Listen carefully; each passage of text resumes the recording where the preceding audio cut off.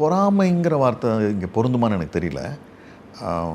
ஏன்னா நான் சினிமாவுக்கு வரணும்னு ஆசைப்பட்டு என்னால் வர முடியல. ஆனால் என்ன அளவுக்கு சினிமாவுக்கு வந்து தான் ஆகணும்னு குமரவேலுக்கு ஆரம்ப காலத்தில் விருப்பம் இருந்ததான்னு எனக்கு தெரியல. ஏன்னா நான் சொன்ன மாதிரி நான் கல்லூரிக்கு முதலாண்டு போனபோது என் தகப்பனார் இறந்துட்டார். அப்போ அவர் எனக்கு பின்னாடி ஒரு 2 வருடங்கள் கழித்து தான் படிச்சுட்டு இருந்தார். அதனால் அவர் டிகிரி முடித்ததுக்கப்புறம் அவர் குமரவேலை கூப்பிட்டு, நீ வாப்பா இங்கே வா, இங்கே வந்து 2 வருஷம் தங்கி எம்ஏ படி ட்ராமாவில் அப்படின்னு சொன்னோன்னா அவர் அங்கே போய் படிக்கிறார். தேட்டரில் அவர் எம்ஏ. ஒருவேளை அப்போ அவர் மனசு மாறிடலான்னு நினைக்கிறேன். இனிமேல் நம்ம லைஃப் தான், கலையோடு தான் நம்ம இருக்கணும் அப்படின்ட்டு.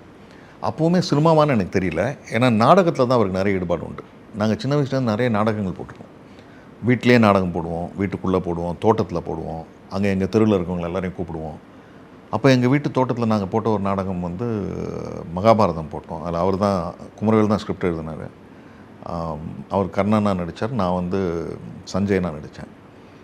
அந்த எங்கள் தெருவில் இருக்க எல்லாரையும் கூப்பிட்டு அந்த நாடகத்தை பார்க்க வைப்போம். வேறு மாதிரி இருக்கும் அது. அப்போ ஒரு எம்ஏ முடிச்சுட்டு நேராக வந்து கூத்துப்பட்டறையில் ஜாயின் பண்ணார். அந்த நேரத்தில் அவர் முடிவு பண்ணிகிட்ருப்பார்னு நினைக்கிறேன் நான், இனிமேல் நம்ம வாழ்க்கை கலை தான்.